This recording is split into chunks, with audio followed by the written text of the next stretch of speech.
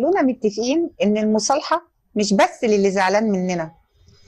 المصالحه بتبقى نابعه من جوانا بالرضا. طيب مين اللي عايزين نصالحه؟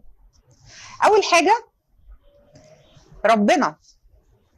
لو حاسس انك انت مزعله صالحه. لو حاسس ان رضاه ليك قل صالحه. طيب تاني حاجه تصالح مين؟ تصالح نفسك. ايه ده، هي كمان زعلانه؟ للاسف نفسك زعلانه، لانك اوقات كتير قوي بتبقى قاعد في البيت كده، بتيجي تشرب سيجاره او تقعد في البلكونه وتسرح وتفتكر حاجه زمان زعلتك، بتعمل لك غضه في القلب، تلاقي نفسك اكتئبت وحزنت واتضايقت بلا سبب لمجرد فكرانك للقصه او الحكايه او الحد ده تكتئب.